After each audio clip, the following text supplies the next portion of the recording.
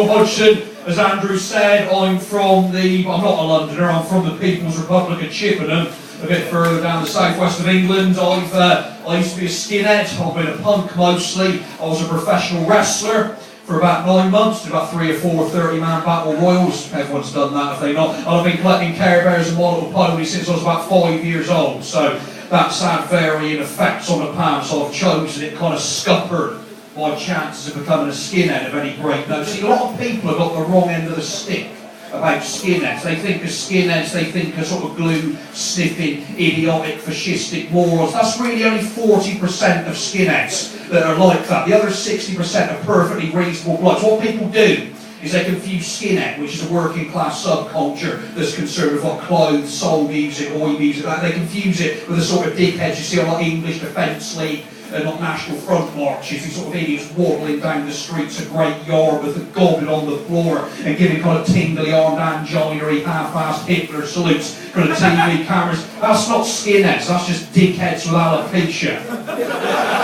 Who give themselves a one all over because their girlfriend quite fancies Ross Kemp and they think it's going to spice things up a bit. They're not real skinheads. Real skinheads are more liberal than what you think they are. They do draw the line at My Little Pony lesbian weddings, though, it has to be said. So that was me out in the picture. Apparently they don't make the rules. Wrestling, that was a different kettle of fish. I've done wrestling for about... See, I'm a bit older than some. A lot of people are into the American wrestling, all this kind of TNA and the WWF. I fucking refuse to call it the other, an acronym. But I'm a bit older. I can remember the kind of world of sport back when British wrestling used to roll when British wrestling used to roll the Cosmoverse back in the days of Skull Murphy, Les Kellett and Big Daddy. That was a national treasure.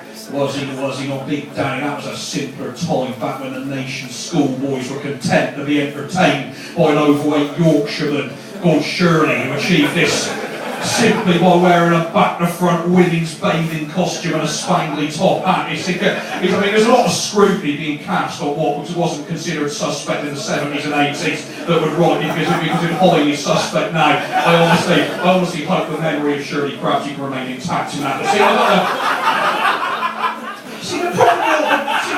The problem with all this is, it's a topical thing. I'm not usually a topical comment, but this is kind of irks me. I'm a fucking weirdo, right? Unashamedly. I'm a grown.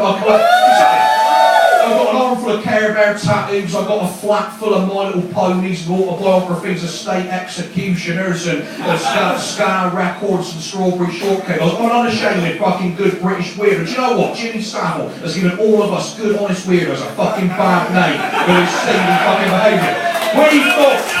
We thought he was one of us. We thought he was a bit of a weirdo. He always looked like he'd kick the living fuck out of you if you didn't conduct yourself right on his sofa on the telly. And I've got to break your fucking fingers and that. But we thought, oh, he's an eccentric. He's one of us. Fucking shame on him. He's bringing us all into disrepute. A mate of mine's a fucking eccentric. He's not only eccentric weirdo. He's a bloody charity marathon runner in Chippenham.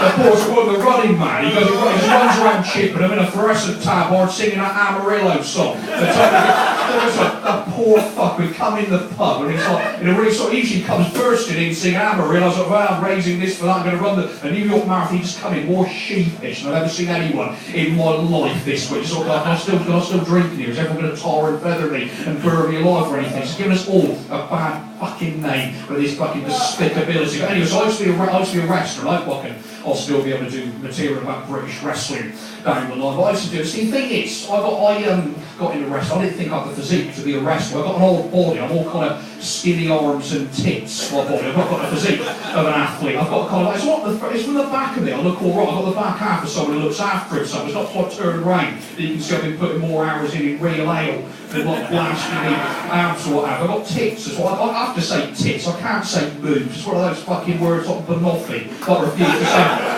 I've got tits, is what I've got. I've got quite good tits for a male. So I ought to be a male burlesque dancer. I might lady, she can counter-rotate a chick. If I can learn to do that, you'll never see me in England or in a comedy club in Great Britain again.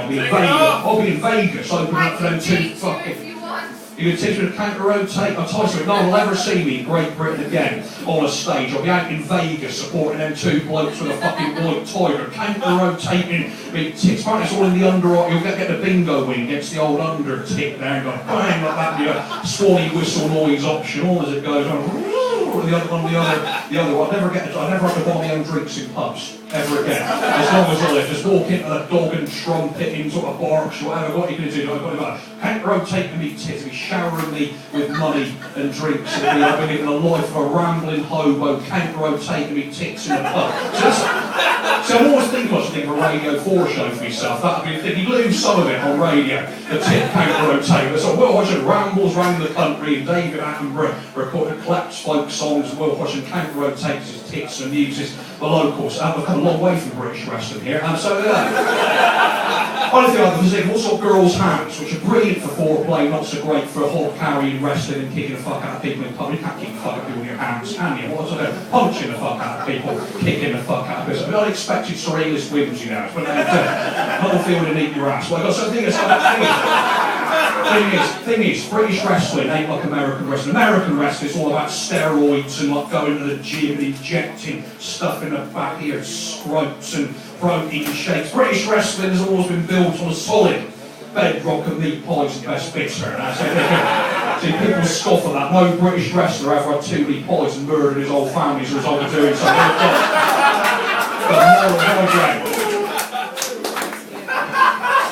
I was alright, I was worried about getting hurt. Like Maverick used to do wrestling. Maverick, he's a good old eccentric, he's one of us as well. Maverick, he walks around chipping him in a cowboy hat and a tweed gamekeeper's outfit and a double-pronged goatee. He looks like a sort of bloke. Imagine if you owed the Wurzels £10,000 and you were a bit slow coughing up. He'd come round your house, knocking you with a light bulb with one hand, a potato peeler in the other. Do this the easy way or the hard way, sir.